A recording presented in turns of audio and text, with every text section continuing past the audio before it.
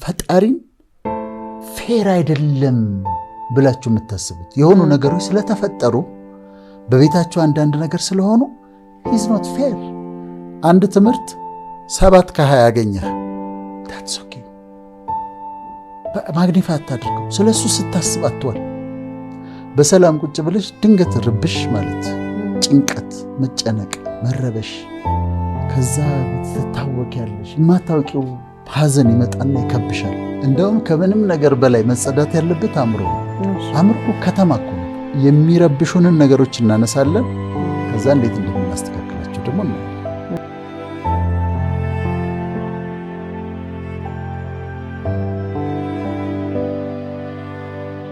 ከምንም ነገር በላይ መጸዳት ያለበት አእምሮ ነው። አእምሮ ከተማ እኮ ነው፣ ሲቲ ነው። አንዴ እኔ the city of the mind የሚል ትምህርት አስተምሬ ነበር። ኔትስ ሲቲ የራሱ ነገሮች ያሉት ከተማ ነው። በጣም ሰፊ ነው።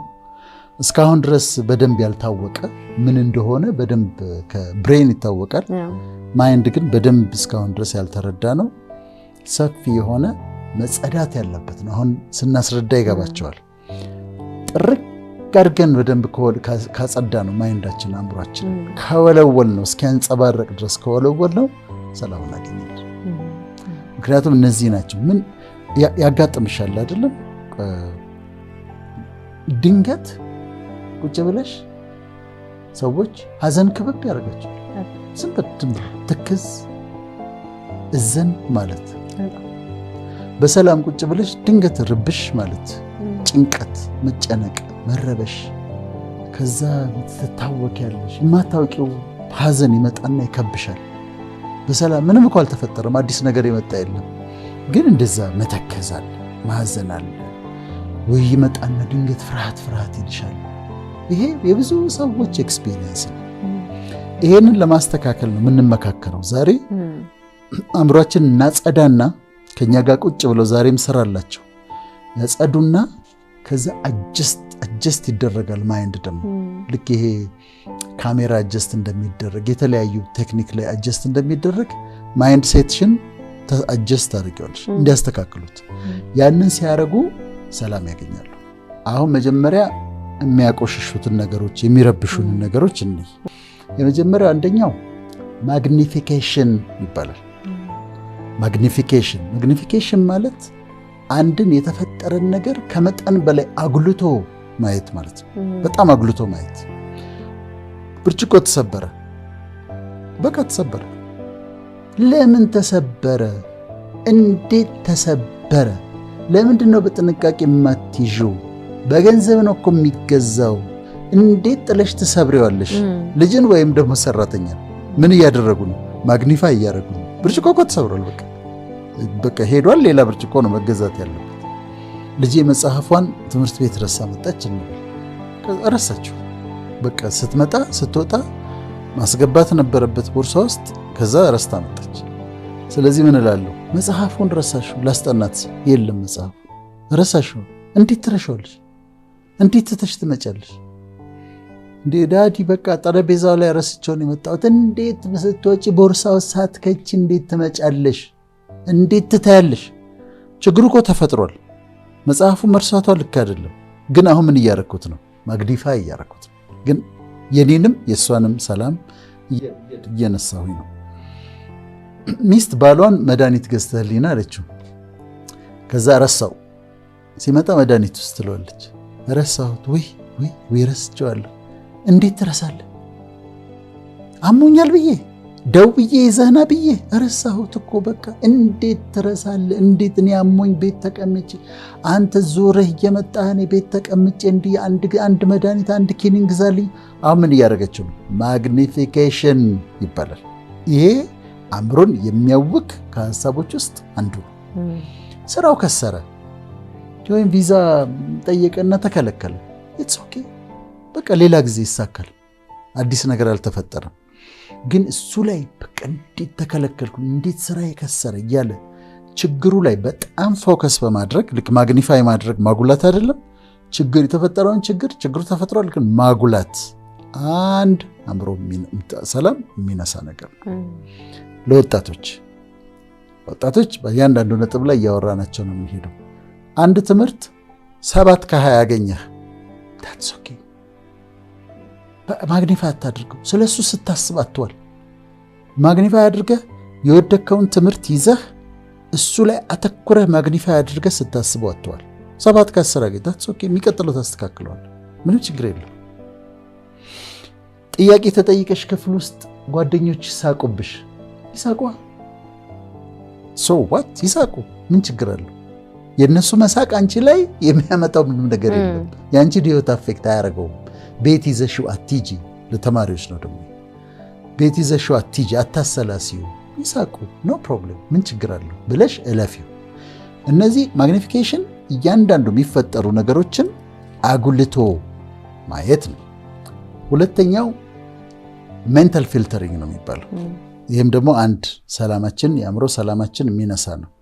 ሜንታል ፊልተሪንግ ማለት ብዙ ጥሩ ነገሮች ሆነውልን አንዲት ጥሩ ያልሆነች ነገር ሆናለች። ከዛ ሜንታል ፊልተሪንግ ምንድን ነው የሚያደርገው? ትኩረቱን እዛ ላይ ያደርጋል፣ ያቺ ያልሆነችው ላይ።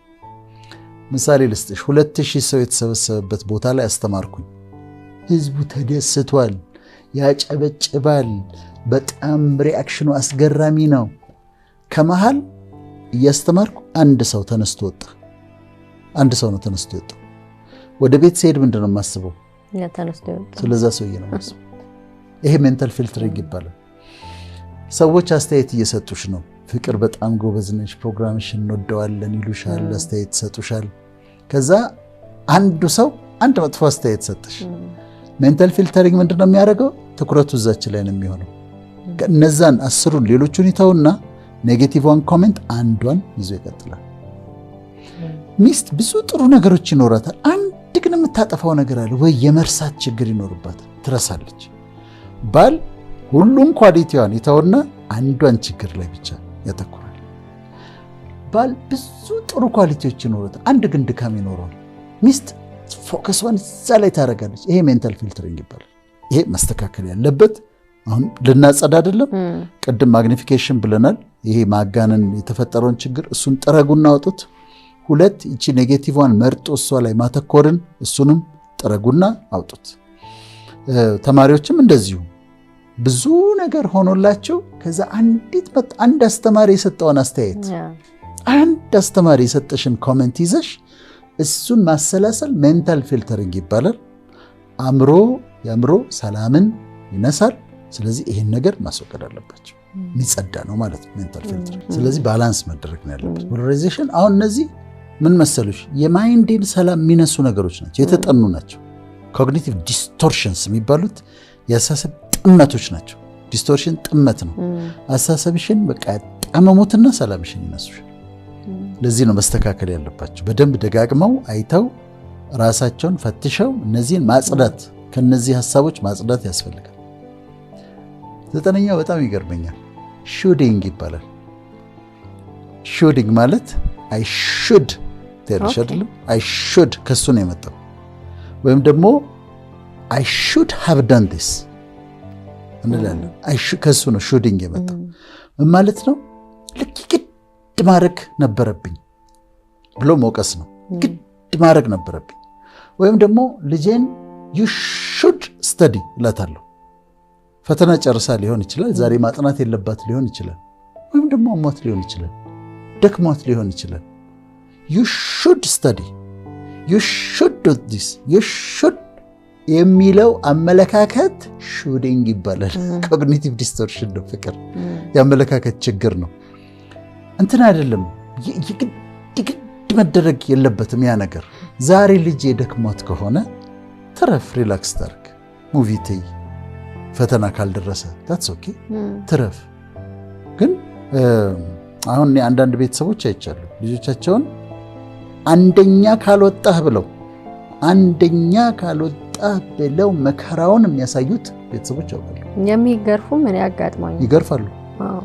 10 ሰዓት ላይ ያስነሷቸዋል። ለምንድን ነው ሌሊት 10 ሰዓት አስነስተው እንዲያጠኑ ያደርጓቸዋል። ዓላማው ምንድን ነው? አንደኛ እንዲወጣ ነው። ከዛ አንደኛ መውጣቱ ለምንድን ነው የተፈለገው? ለልጁ አይደለም እኮ። አባትየው ሰው መሀል ሲቀመጥ የኔ ልጅ እኮ አንደኛ ነው የሚወጣው ለማለት ነው። ግን እያስጨነቀው ነው። ያጥና ግን ዩ ሹድ በቃ የሚሉ ነገሮች አንደኛ የግድ መውጣት አለብህ አትበሏቸው። ወጣቶችም ከሹዲንግ ተጠበቁ። ሹድ ወይም ደግሞ ወደ ኋላ ሄደው አይ ሹድ ሃቭ ዳን ዲስ ይህን ማድረግ ነበረብኝ ስላላደረግኩኝ ነው። ከዛ ራስን መጨቅጨቅ መመዝነዝ ራስን በቃ አላደረግኩት በቃ አለፈ እንግዲህ እና ይሄ ሌላው ሰላም የሚነሳ ነው። 10ኛው ኦቨር ጀነራላይዜሽን ማለት በአንዱ ነገር ላይ ተመስርቶ ጀነራላይዝ ማድረግ ነው። ምሳሌ ልንገርሽ። አሜሪካን ሀገር አንድ ናይጄሪያዊ አገኘሁኝ። ከዛ ይሄ ሰው ያገኘሁት ሰው ጥሩ ሰው አይደለም። ስለዚህ ምን እላለሁ? ናይጄሪያንስ መጥፎች ናቸው እላለሁ። ይህ በጣም የምንጠቀምበት የአእምሮ ዲስቶርሽን ነው፣ ጥመት ነው። የአእምሮ መቃኘት ያለበት መጸዳት ያለበት ነገር ነው። በብሔር እንደዛ ይደረጋል። ከአንድ ብሔር የሆነ አንድ ሰውዬ ጎዳሽ፣ ከዛ ያ ሰውዬ የተገኘበትን ብሔር እንዳለ እንዲህ ናቸው። አሁን እኛ ጋር ሀገራችን እየረበሽ ያለው እኮ እንዲህ ነው፣ ይሄኛው ብሔር እንዲህ ነው፣ የኛው ብሔር እንዲህ ነው ብሎ ኦቨር ጀነራላይዜሽን ይባላል። በጣም መጥፎ ነው። በሃይማኖት የአንድ ሃይማኖት ተከታይ የሆነ ሰው ጥሩ ነገር አላደረገም እንበል። ሌትስ ሴይ ሙስሊም ነው፣ ከዛ ሙስሊሞች እንዲህ ናቸው ብሎ ጀነራላይዝ ማድረግ። ወይም አንዱ ፕሮቴስታንት ይወጣና ቲክቶክ ላይ የማይሆን ነገር ይናገራል። ፕሮቴስታንቶች እንደዚህ ናቸው ብሎ ኦቨር ጀነራል አይደሉም። ሙስሊሞችም እንደዚህ አይደሉም፣ ፕሮቴስታንቶችም እንደዚህ አይደሉም። ወይ አንድ የኦርቶዶክስ ካህን ይነሳና አንድ ነገር ይናገራል። አየህ ኦርቶዶክሶች ማለት እኮ እንደዚህ ናቸው። ይሄ ኦቨር ጀነራላይዜሽን ነው፣ በጣም መጥፎ ነው። ኑሯችን እንድንጠላ ያደርጋል። ለወጣቶች አሁን ልናገር። አንደኛ እግዚአብሔርን ወይም አላህን ወይም ፈጣሪን ፌር አይደለም ብላችሁ የምታስቡት የሆኑ ነገሮች ስለተፈጠሩ በቤታቸው አንዳንድ ነገር ስለሆኑ ሂዝ ኖት ፌር፣ አይወደኝም እሱ። ይሄ ኦቨር ጀነራላይዜሽን የሆነ የአእምሮ ጥመት ነው፣ ዲስቶርሽን ነው። ቢ ኬርፉል። ይሄ ጥመት ነው። ይህ ዓለም ላይፍ ቅድማ እንዳለችው ይህ ዓለም ክፉ ነው፣ በቃ መኖር የማያስፈልግም። ኢትስ ኖት ትሩ። ይህ ዓለም ክፉ አይደለም። ዓለም ቻሌንጆች አሉት፣ ግን ክፉ አይደለም። ላይፍ ፌር ላይሆን ይችላል፣ ግን እንደዛ ኦቨር ጀነራላይዝ አረጋችሁ ኢቭል ካረጋችሁት እንዴት ትኖራላችሁ? ቻሌንጆች አሉ፣ አስቸጋሪ ነገሮች አሉ፣ ይታለፋል። ላይፍ በቃ ደባሪ ነው፣ ራሴን ባጠፋ ነው የሚሻለው የሚል ሀሳብ ሲመጣባቸው ኢትስ ኖት ትሩ። ይሄ ኦቨር ጀነራላይዜሽን ይባላልና አንዱ አእምሯችንን ከሚያውክ የሀሳብ ጥመቶች መጸዳት ካለባቸው ነገሮች አንዱ ደግሞ ይሄ ነው።